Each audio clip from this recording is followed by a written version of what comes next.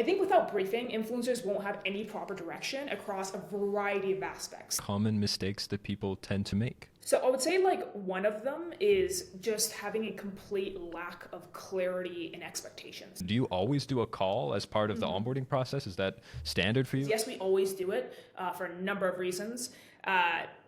But the main objective is to get to know them, make sure they're the right fit, make sure that communication is clear across. Welcome back, everybody. Welcome to the Creator Partnerships podcast, where we talk to the smartest people we can get a hold of to learn everything we can about creator partnerships, influencer marketing, and the surrounding space in between those big fancy words. Today, we have Sarah Saffari, the guest with the coolest name that we've had so far, and one of those very smart people that agreed to come talk to us. So thank you for coming, Sarah. InfluencerNexus, as I understand it, and correct me if I'm wrong, is an influencer marketing agency working with all kinds of companies.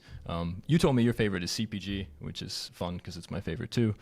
And today we're going to talk about influencer briefing in particular. We'll cover some other stuff too. We always go a little off the rails. But we're going to hear from Sarah about how to construct a great brief for a campaign, how to communicate well with influencers, and all the things that surround that. So yeah, thanks, Sarah. Thanks for being here. Thanks so much for having me, Avery.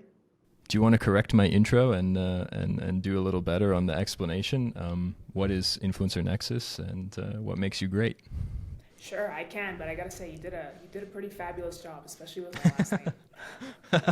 Oh, how do you say it, by the way? Did I get it right? No, you said it perfectly. It is Safari. Sweet. And ever since I was a kid, Sarah Saffari went on a safari that never gets old. Sarah Saffari is probably one of the coolest names I've ever heard in my entire life. I think you've blessed in that way.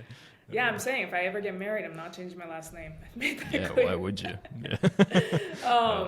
Yeah. So InfluencerNexus is an influencer marketing agency. We do work with B2C brands in CPG, like you mentioned. That's one of my favorites. Hotel, casinos, and luxury services and products. I'll give you a quick background. I actually started off prior to this. I was on the other side of the table helping influencers build their brand and their services. So they were either building their brand to be able to sell their services or to be able to sell their services and partner with other brands. And so I was doing that for a really long time. In the process of doing that, I noticed a lot of missing pieces and issues in brands and influencers partnering with one another. And so that's eventually when I made the hop over to the other side of the table to help brands partner with influencers, because I knew where the gaps were and how to fill those gaps. Sarah has quite the following herself, by the way. I don't know if you like to plug your Instagram or not, but I creeped you a little bit. So go follow Sarah on Instagram. We have a few new intro questions that we're trying to land everybody in the very beginning. So rapid fire 3 questions. You ready? One thing you wish people understood about influencer marketing that they don't today. That influencer marketing doesn't work in just a vacuum. And so if you allow it to work as it should within the larger ecosystem of your marketing plan and being able to have one piece of your marketing plan feed into the other, you're going to be able to get much more return from influencer marketing than you would isolating influencer marketing into one hub in and of itself. Very well stated.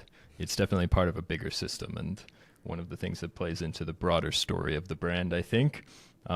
Second question, a brand creator collaboration might be one you've worked on, might be one you've seen elsewhere that you really admire, a specific collaboration or just a brand you think is doing a super good job. Yeah, I think I'm gonna kind of talk about what I think in terms of like the ideal brand collaboration with influencers. And I think that part's really important. And the reason why I think that's important is because the communication between the influencer and the brand or the agency that's representing the brand is a huge part of the process and something that we see is missing a lot of the time. So we have a show called Behind the Scene with Influencers. So we actually interview the influencer and we ask them, what their biggest struggles were, what they loved about brands, what they didn't. And what we've seen consistently throughout differing influencers of different followings is them saying something like, our biggest struggle is that there's just a complete lack of communication. There is, we'll do the campaign and then I just never hear from them again, or there feels like there wasn't any human connection piece. And so my favorite ones have been with influencers who have also been as willing and as strong in communicating back and forth when there were clear paths of communication set out for them. So I would say like across the board, that's been my best collaboration with really strong influencers who've had really strong communication across different things.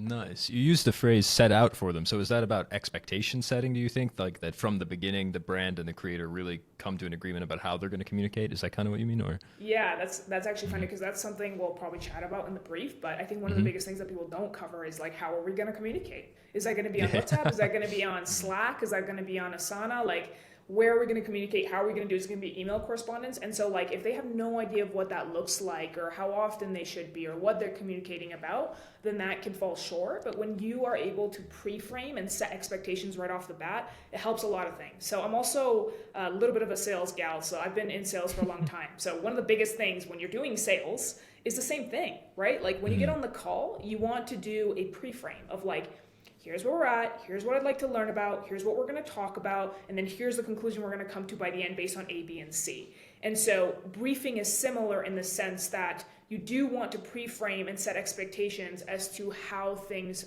typically go and how you expect them to go throughout, making sure that you two are both on the same page throughout that process.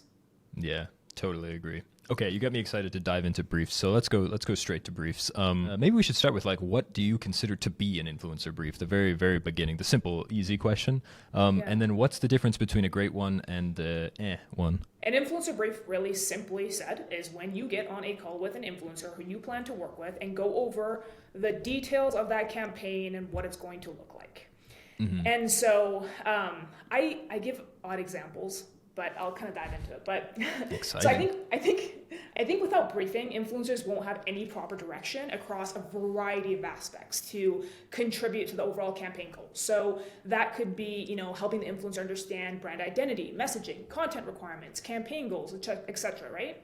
And so I typically give relationship analogies often because I think it's a lot easier to grasp and compare. So to me, not giving a brief or proper brief is like agreeing to be in a committed relationship with someone without having any prior conversations about what that would look like. So maybe you're poly and I'm not. Maybe you want kids and I don't. Maybe you're not willing to be with someone who works late and I do, whatever that might be. So there needs to be a level of communication in order to make sure the campaign is successful in and of itself. And I think that an A+ brief would be discussing the main components in detail, whereas I think a mediocre brief can be a bit wishy-washy, and it doesn't cover the main components that are necessary for a campaign or a partnership to go well. Nice. So a great brief goes into the specifics, and a mediocre brief is just fluffy, overarching themes and ideas, basically. Please post good content about us versus this is what good content looks like, this is exactly what we expect, this is when it needs to happen, etc., etc. The difference is in the specificity, yeah? In the specificity, yeah, like here's the components that we're going to go over, here's what we know is important to us, are you on the same page with this, and just having essentially a set of things that you go over that are imperative to do so prior to running a campaign. So it would be the same as someone who is going to interview someone for a job position and they don't have a set of questions to ask that could really determine if that person is the right fit or not. I used to do this. When I would interview staff, I wouldn't have an idea of like, hey, I'm going to have really casual conversations with people. And I thought that's what would bring me in really great staff because I would be able to get their authentic self or whatnot. And I was wrong. I found out that having a really structured, good approach and asking strategic questions throughout the course of the interview process before hiring someone actually allowed me to understand their skill set, their values, and all the things that I thought were necessary much better than just kind of casually running through things. There's a time and place to have casual encounters, and there's a time and place to make sure that there's some level of structure throughout. Totally agree with you, and I completely relate to the interviewing analogy as well. I think when you hire somebody who's really senior in recruiting for the first time, and we get a little away from influencer marketing now, but in recruiting any kind of person, I guess, so it applies here too. One of the first things that they start doing is going way deeper than you've ever gone just on role definition. Like what does a marketer do exactly? What do they do all day, and how do we check for this in interview process? So. Absolutely. A+ briefs, very specific and clear. B- briefs, too broad. B for broad. A plus broad. for specific. Okay. When it comes to influencer briefing, then what are the most common mistakes that people tend to make? So I would say like one of them is just having a complete lack of clarity and expectations. So failing to clearly communicate campaign expectations, objectives, and deliverables, which can indefinitely lead to a lot of misunderstandings and influencer content that doesn't align with the brand's goal. A lot of the time, that would be one of them. And then the second one is ignoring authenticity and having really rigid guidelines. So this would be, and this is very, very common. So this would be overly scripting influencers with content without allowing for a level of personalization and them to be themselves for their audience. So I can give you a few examples. So in behind the scenes with influencers, we had interviewed an influencer who worked with a skincare company, and that skincare company literally said to the influencer, I would like you to create a reel where you read off every single ingredient inside of this skincare product, one by one. And she was like, okay, sure. Like, she did it because that was part of the partnership and they had paid her to do it. But she knew that the campaign was going to bomb and she warned them about it, but they wanted her to do that anyway because the brand's idea of the value proposition was different than what she knew her audience would resonate with. And so what happens a lot of the time is because the brand has an idea of what's the most important component in their product, they want the influencer to amplify that when the influencer knows that's not going to be the catchiest thing for the audience. It could be an important thing about the product, but maybe their audience wants to know more like, oh, it's going to make me look younger. It's going to make my skin glow. I'm going to get more dates. Like whatever the value proposition she knows is for her audience, right? Another thing is, I'll give you another example. I had hopped on a call with a prospective client just last week, actually. And he kept saying, we need to hire actors. Like, we need to hire actors to do this. We need to hire actors to do this. I was like, wait, we need to take a pause for a second. I don't think that the influencer route is hiring actors to promote your product, right? Because it's going to show through. Because influencers, good influencers, who actually have influence, because that's the definition of an influencer, they are authentic with their audience. They are themselves day in and day out. Otherwise, it would be exhausting. If every single day you're on your story, you're on your reels, you're showing your breakfast, what you do every day, and you're putting on an act, that's going to be a very exhausting life. So the vast majority, if not all influencers, are very authentic throughout their day-to-day life. And so hiring actors is not necessarily how influencer marketing works. So I would say, just kind of going back to that, the second thing is just ignoring that level of authenticity and maybe the brand, not necessarily on purpose, but not knowing the nature of influencer marketing and therefore providing rigid guidelines that end up kind of hurting them in the process. Yeah, sorry, I have a similar horror story that I just can't help but share. I once worked with a company, I forget what exactly they were, what the category was or what they were doing exactly, but it was a very big company, and they came to me asking for advice about why their campaigns weren't working out, like what's going on.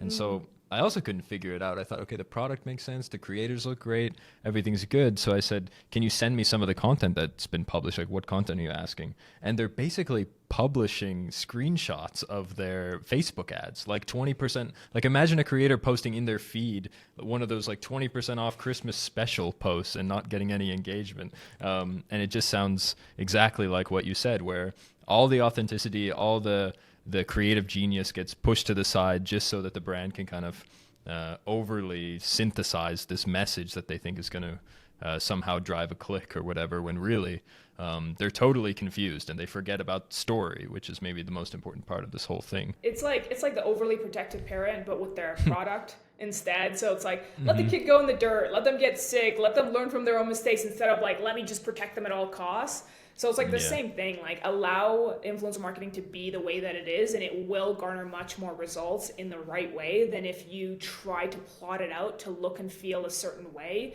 to an audience that you don't know that well, but the influencer does. Absolutely agree. You had one last point, I think, yeah? I did. I think the third one was what you and I had briefly talked about, which is just being able to lay out adequate communication channels. And like I've seen this, it's a very obvious one, but I've seen this just kind of missing across the board.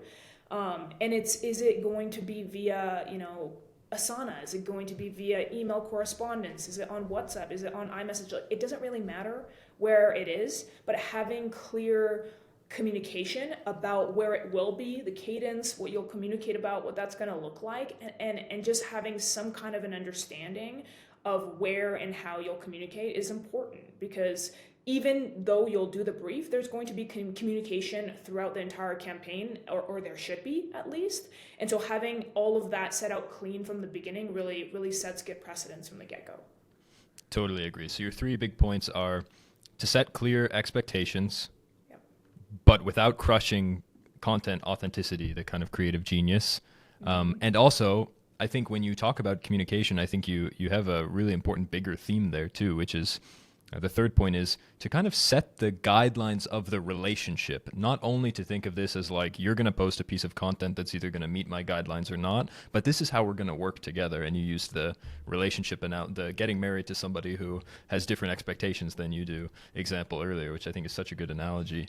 But those are the big 3. Do you have a thought on the balance between setting those clear expectations and not crushing the creative genius? Mm-hmm. Yeah, absolutely. I think it's asking the right questions and then setting some kind of standard as to what you would like them to illuminate, but they do it in their own way, right? So instead of saying, hey, I would like you to cover this, here's your script, make sure you follow it and read out for word what I said, versus here's the feeling we'd like to get across. Here's the value proposition we would love you to showcase. Here's what we would like. This is our brand feeling. This is our ideal demographic. And here's what they typically resonate with the most. How do you think you can showcase that? What are your thoughts around that, right? And then almost like allowing them to brainstorm with you while giving them the guidelines as to what you know the main value propositions are, or whatever it is that you think that you want to illuminate, right? So for example, the same brand that I had spoken to about the actors last week, he was giving me their value, because I asked him, I said, one of the questions I asked is like, what is the main value propositions? Because that helps us in being able to relay that to the influencer. And he said, well, 90% of the products are water, and it was a skincare product, 90% is water, and then 10% is actual product. Ours is X% product and Y% water, which was a way less percentage. So that could be something boring, but an influencer can turn that into something interesting and create really interesting creatives around that. But they don't necessarily need to be kind of reading the ingredient list. Yeah. Exactly that.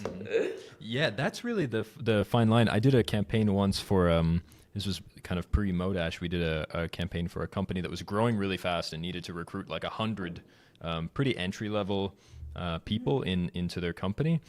And so we did a brief where the amount of creative guidelines we did for those creators, we selected the creators carefully. Obviously, we did the whole process as intentionally as we could. But when it came to the creative brief, I remember just writing a doc that was like, here's what's interesting about this company. Here's why people should work here. Here's like a few fun facts and stories about like the founder or whatever.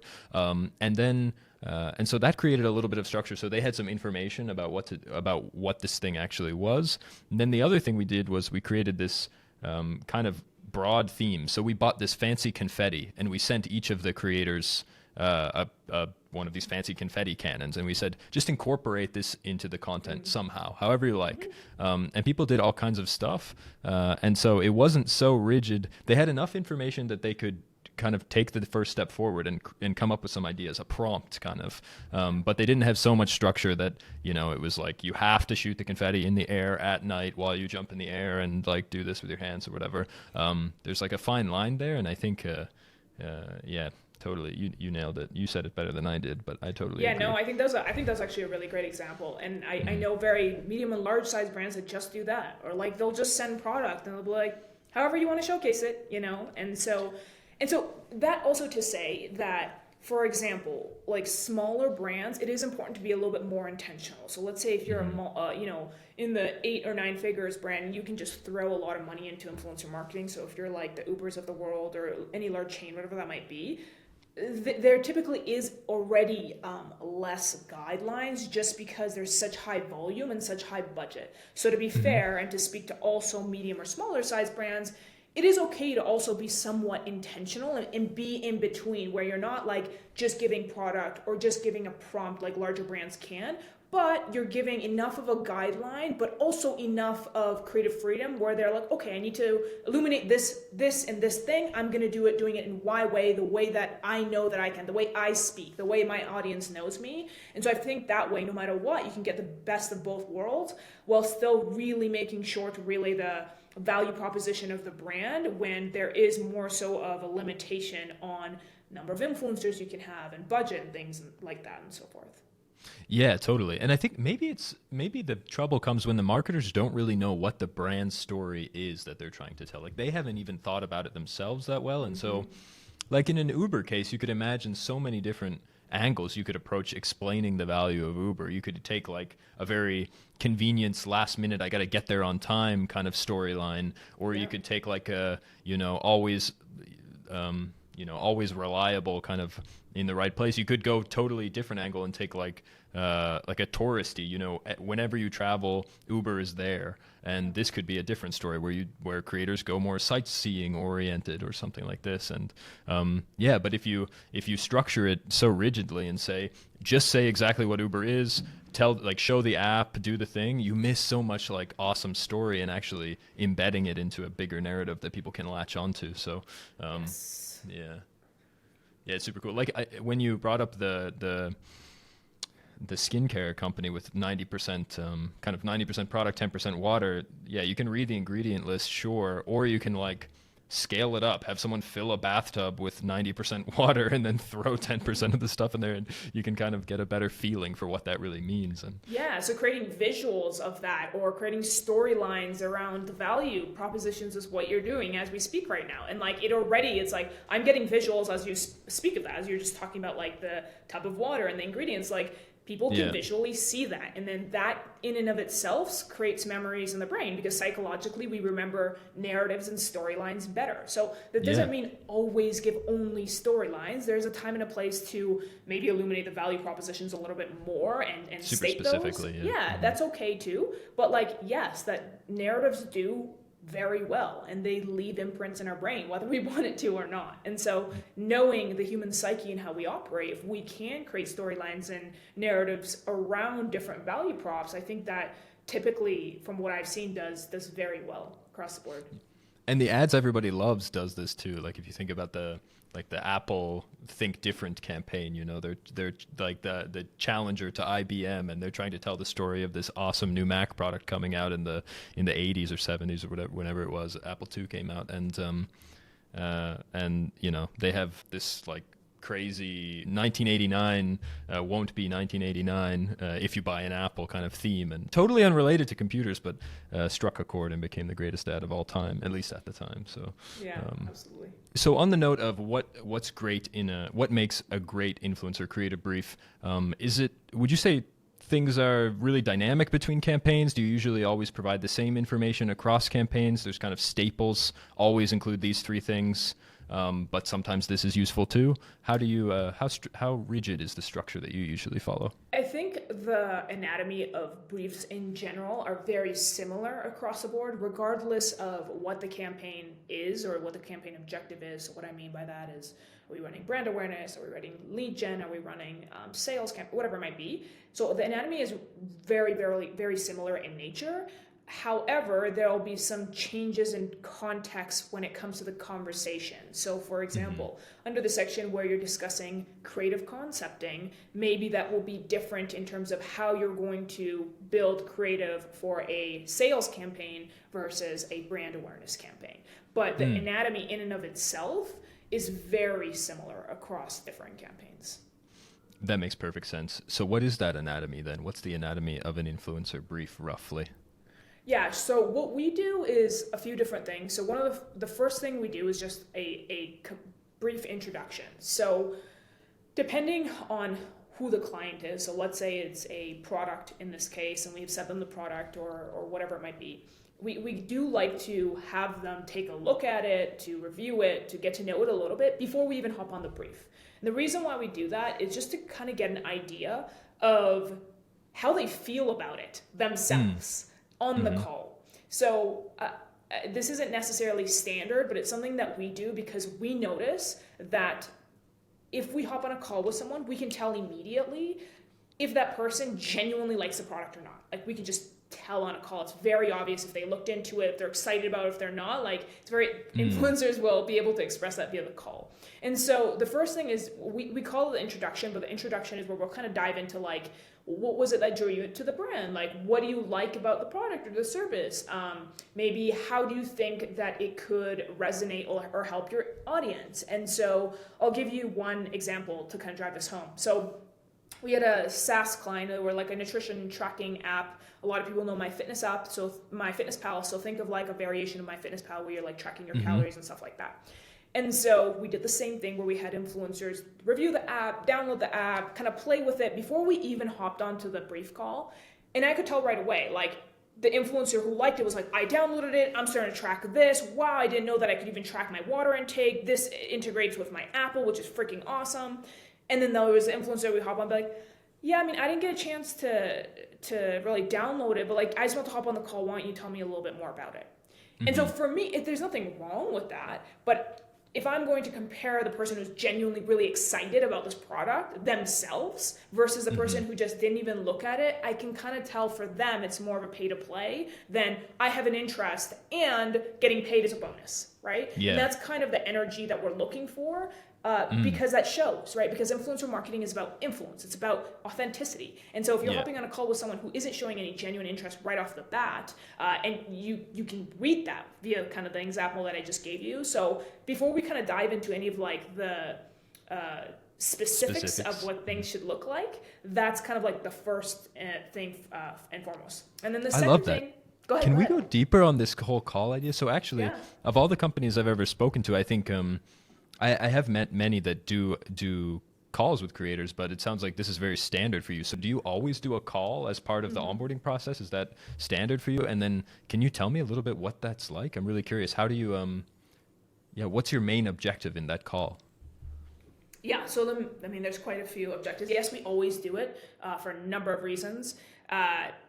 But the main objective is to get to know them, make sure they're the right fit, make sure that communication is clear across standards, objectives, the campaign, et cetera, et cetera. So that's kind of like the main goal. Gotcha. And are these activations usually not hundreds of people probably, right? You're working with like tens of creators probably in those cases. Yes, definitely. Like, so we're running a campaign and maybe this campaign has 6 influencers. Or sometimes we'll have brands which we prefer this is on a kind of retainer monthly model, and we help build their influencer program on a monthly basis and get people on trials. And so every month we're interviewing new influencers and kind of taking them throughout this process. Okay, got it. So then if I extrapolated this out into a piece of advice, if you're a small company running influencer marketing in-house maybe for the first time, and those relationships are really critical to getting the machine working, or if you're an agency even and onboarding a small number of creators, then it makes so much sense to me, but somehow we've never really recommended it, that doing calls with every single creator will get rid of a whole lot of future mishaps probably. Yeah, it's what people would consider a lot more work. So sometimes people will skip that. Maybe the brief will be via questionnaire or a type form or something like that. But we just find that a call really lays out things in a better way, and we get to understand that person a little bit better. It's just the same thing as email versus a call versus meeting in person, right? There's kind of different levels of get to know you. And for us, if we can really get to know that influencer better, and honestly, we've had many influencers who have said to us, this is the first brand that's ever gone on a call with us, or this is the first agency that's ever decided to get on a call. So it's not necessarily common, but it's not uncommon either, I would say. Yeah. Do you find creators are pretty receptive to this? Are they excited to jump in and learn more with you usually? I would imagine that for them, it's also kind of a relief that they actually get the information they need to do a good job. Yeah, the vast majority. The vast majority are very happy and thankful and excited, and they like the relationship-based model. A lot of times they feel kind of like they're not treated like human to human, like this is not a human to human connection, which is a big missing piece because brands are trying to scale rapidly, and influencer marketing has substantially increased in size and popularity, which means that standards go down. as things start scaling. And so typically influencers who get on calls, they absolutely love the idea of like, wow, we're actually getting to know each other before we kind of move forward with this. And I know I'm referencing this a lot, but it's just coming directly from influencers. But a lot of influencers we've chatted with on behind the scenes is like, they'll say, one of my favorite relationships was this brand or this agency who like actually tried to get to know me before they started asking me to promote their product. And like, it's such a simple thing, but they do love it. They are thankful because it's just human to human connection first. Yeah, I wonder if that maybe comes naturally to you, because you mentioned that you had been in sales for a long time. And one thing we always say is, when you get into implementing creator partnerships for the first time, it's really helpful to put your salesman hat on, so to speak, and be willing to send the extra follow-up, be open to the rejection. But a big piece of putting on your kind of salesperson hat is building relationships with real people. People like to buy from people, and most folks in sales understand that by now. But I think those of us in influencer marketing are still learning that reality, that people like to work with people, and it just works better that way. Yeah, I mean, this is not an ad. This is like a human-to-human model, and like treating it as such goes a long way for sure. Absolutely. Okay, but I derailed you on the anatomy of a great influencer brief, the staples and the dynamic pieces. Sure. So the next thing after just kind of the introduction is making sure that there's brand message alignment. So we're actually in the middle of doing a survey. It's going to be something around, the biggest mistakes that brands have made from influencer marketing and what they learned from it. And so we're collecting a bunch of data from medium to large size brands across what they've done internally or in terms of hiring agencies. And one of the things that we've seen is, so far, we haven't published this yet, but is common across many brands is we didn't give them exact guidelines as to, here's what our values are, here's what we want you to kind of at least talk about or illuminate a little bit. And they started talking about things that we didn't necessarily want them to cover, right? And I've seen this a lot with hotel brands where they'll invite typically influencers in for a free night stay or for tea time or whatever it might be. And then the influencer will go on video and they'll talk about what it is that they like to talk about, but maybe the brand didn't necessarily want that thing to be illuminated. They wanted Y thing to be illuminated. And so like being able to have clear ideas with both the brand and the influencer as to like, what do you want me to showcase the most? Not how do you want me to showcase it, but what do you want me to showcase the most? And like, what is your guys' value proposition? So then I can make sure to do the best job in doing that. And that's just having a conversation. And so I think if that conversation isn't there, there's a lack of clarity. And so one of the biggest things they've learned is I need to make sure I'm more clear in having these conversations, because otherwise they might start talking about things that, we never even thought that they would bring up in the first place, kind of thing. So that's the second thing. Absolutely. I love that one. This is a big part of what we talked about before too, on really making it clear what story you're trying to tell. Not how to tell the story, like you said, but what story are we trying to tell? Yeah. And then campaign goals, like just giving them an idea of like, what are we trying to accomplish here? Is it going to be just brand awareness? Are we doing lead generation? Are we doing a sales campaign? Are you trying to get them to check out right away? How does a call to action look? Just for them to know, like, what is the outcome goal in general? It doesn't mean that they have to do very particular things to feed that, but for them to have an idea of what that looks like, because they're creators, right? And so their creative is going to be based upon what you want the outcome to be. A good creator will do that. And so letting them know, this is what we're trying to achieve. Hey, we need immediate sales. Hey, we got this Black Friday deal. We're looking for X number of sales within Y period of time, if it's like something like that. Or, hey, we just really want to get the word out. We have this really cool Y value proposition, and we would love to be able to showcase it using really cool narratives, right? This is where like narratives and storylines come in, and I'm happy to kind of go into examples of, what something like that would look like for sure, but just giving them an idea of that. And then one of the other things we go over briefly is just compliance. This is important. Compliance changes often, and making sure that you are within the compliance guidelines. This is really important. There's no legal battles. There's anything that you don't know. If you're paying them for it, making sure they're putting it as a sponsored post. If it's just gifted stuff, that doesn't necessarily need to be the case. That kind of thing is super, super important. And then kind of like creative concepting. This is kind of where things could, when we talked about like the template of a brief, and then how that can change. So this can change a little bit depending on the campaign goal, or I'm using campaign in this case. It doesn't necessarily need to be a campaign. It could be long-term influencer, affiliates, partnerships, whatever it might be. Yeah, exactly. So is this like, are we doing a direct call to action? Are we laying out the features of this? Are we building a storyline around this? If we're building a storyline, like, what are the cool things about this that you would like me to talk about? And then I'll build the storyline around that and run it by you, right? And so that's a really, really important thing to go over. And then we touched on this, but communication channel, so I won't go into that too much, but just making sure the communication channel is there. We cover that in the brief. That's super, super important. And then just like timeline, right? So if it's something that needs to be done on a campaign model, so hey, we need this done in 4 weeks, or if it's not, then cadence, right? So let's say it's a long-term partnership. What's a cadence for this? Are we going to be posting twice a month, 4 times a month? What is that going to look like? What channels are we going to post on? That kind of thing is really, really important. And then if it's paid and not on a gifted basis, then just reviewing budgeting. Like, we'll typically go over budgeting before we hop on a call, because we're not going to hop on a call with someone who isn't already aligned in that area. So we go over that, but then on the call we go over that again, just to make sure we're on the same page and there's no confusion or anything like that. And those are pretty much the main components that we go over throughout our brief and call. Same thing for us. Love it. So I caught 5, I think, big categories plus fees, which kind of come beforehand. But first we have an introduction. Yep. Then we have our brand message alignment. What story are we trying to tell? Then we have campaign goals and KPIs. What does success look like in this activation? Then our creative concepting, which is really kind of jamming, I think, on what a great piece of content might look or feel like, what's acceptable maybe and what's not. You made a note on compliance too, which I think is super important, that especially sometimes if you're working in a different geography or you're in a certain type of industry like finance, then there's lots of additional compliance.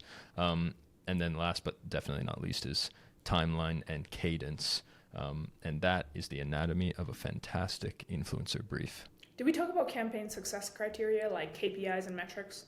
Yeah, you mentioned setting those goals and KPIs, and the way I internalized it was, what does success look like? What's the kind of core of what we're looking for here? So yeah, conversions, a great story, impressions, what are we aiming at, so that we're all on the same page.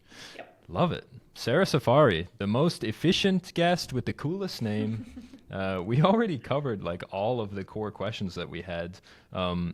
Is there anything more that you think is really important for folks to know about briefing and interacting with creators, the whole setup? Anything you've learned interesting in the recent years? I think one thing that I think could be important to kind of lay out for brands, agencies, whatever it might be, is there's a lot of talk around building narratives and storylines, and even you did a great job of like, here's what we did and here's what you could do, like off the spot, and those were some narratives. But I think a lot of people struggle with like, what does that narrative look like, right? So knowing first off that like part of the job is going to be the creator's job, because that's what they do. That's literally what they do. But having some idea around what that looks like and what that would be, I think is important as well. So to give an example, like if we say, we have this brand and this brand is a vitamin product, and this vitamin, instead of releasing in your system right away, it releases on a slow basis, and you're able to absorb more of the nutrients because of that. Let's say that's their main value proposition. So you could create like concepts around a busy mom that has no energy at the end of her day, and now when she takes her vitamins, she comes home and she has a bunch of energy and she can play with her kids and she's cooking with them, she's doing all these things. You could create a concept around a college student that needs to study late nights to get through school, and maybe he was exhausted before and getting really bad grades, and now he's able to stay up a little bit later and feel refreshed and do well, right? Or you could have let's say an entrepreneur, right? And the entrepreneur works late as well, and they come in early to grow their startup, and they're able to have more energy, and they're slinging more deals, and they're growing their business way bigger, right? So just kind of like what the idea is, what's different about this? Like, what is different about this brand? If there's nothing different, we have a problem, right? We need to find out what is different about your brand. How does it stand out? And then how can we create stories around how an audience or different audiences can really benefit from this, because remember, the story is what sticks and imprints in most people's heads. So I think that's just something to kind of, instead of like having here's the concept of what you should do, here are some examples as to how you can do it, could potentially help people. Absolutely. Yeah, I love that you said that. I think maybe as you were speaking, I was trying to dissect in my head like what allows to get like the Uber example of the different arcs that you could take, the different pathways you could take when talking about Uber or a supplement company like you mentioned. I think really it's like, what is a real case that somebody should use this thing, and can you tell that story? Like if you're selling a gift, if you're selling like a subscription box, you can go like this is a subscription box for me, or it's oh my god, it's almost Father's Day, I need a gift to give. Like there's so many. What is the situation that somebody should actually buy this, and then what is the outcome that they should expect, or what's kind of the UVP of the product? I think it makes so much sense. Yeah, exactly. Even the Uber one, because you talked about it, like I'm thinking, just off the top of my head, we're in New York, all the taxis are taken, it's rush hour, you're trying to flag one down, you can't, you're late for work, and then you're like, I got the Uber app, you know what I mean? And then boom, they kind of come up. It's funny because you're saying this, I'm watching, there's a new Netflix show out right now on how Uber came about, and I just started I just started binge watching it yesterday. It's super cool, you should watch it. But nice, yeah. Yeah, it's like about the founder and everything he went through in terms of like resistance with taxis and regulations in order for them to kind of rise to the degree that they did. So yeah, shout out to Uber for their first profitable quarter here recently too. They definitely need my props, so but I'm really trying to nail like how to make this so obvious that it's like sticks in everybody's head. I think so maybe what you do is you take Uber and you think, so you're the marketing manager at Uber, and first you think like, what's the core value? Okay, you get a car and go where you want to go. That's the theory. And then you think, well, who wants to do that? And what specific stories can we tell to that individual? So you could take like, and you could even say like, you could start the story and really think of it, okay, someone just landed at JFK in New York, and they need to get somewhere. Well, who are they? Either they're a broke college student, and so they want Uber. Then you have a story to use Uber, the like pool thing where multiple people come together to, the route picks up multiple people along the way. I'm not sure what it's called, but or you have like the wealthy entrepreneur person who needs to get to that meeting right now. Or you have the mom who it's like really important to her that she has a car seat in the car. And then you have like, suddenly you have all these stories that start to come together. Like you're in a rush, you're sweating, you've been dragging your luggage around and you're screaming kid and you're like trying to just get to the place you need to get to. And there's Uber to save the day. And I think you have like, just by putting together the true value props of the product and the actual customer you're trying to speak to through these creators gives you those really cool hero's journeys to put people through. And then to build on that, like the value proposition is a lot more than like just a ride, right? Like the ride the taxis had. So why did taxis go under? Because now you don't have to take out your card, or you don't have to worry about a card machine being broken and you have to use cash, and you don't have to wait 20 or 30 minutes if you're in the suburbs and not in the middle of the city, right? And so the value proposition is just doing everything with ease. Like there's nothing that, and it's funny because again, I'm going to refer to the Netflix show because I was binge watching last night, but he was like, it's like you're making them feel like they're riding for free because you just click the button and then boom. It's like the same thing as like e-commerce, right? So it's like making it as easy and simple and quick as possible. That's why it did so well. Yeah, and when you're like that traveler, your problem isn't even, like you said, it's not even like getting the car. It's like not trying to figure out which taxi company you can trust. Yeah. It's everywhere you go, Uber is there. And super cool. Sarah Saffari, shall we end it there? Let's do it. Such a pleasure to chat with you. Thank you so much. Thank you, dear viewer. I hope you learned a thing or two. I certainly did. Check out InfluencerNexus. Hit up Sarah Saffari on LinkedIn, Instagram. Where do people find you? LinkedIn is good, so just look up Sarah Saffari with 2 Fs. 2 Fs, on the last Sarah. name. If you forget that name, then you're not the type of person that Sarah wants to work with anyway. Thanks again. Hasta la vista and au revoir.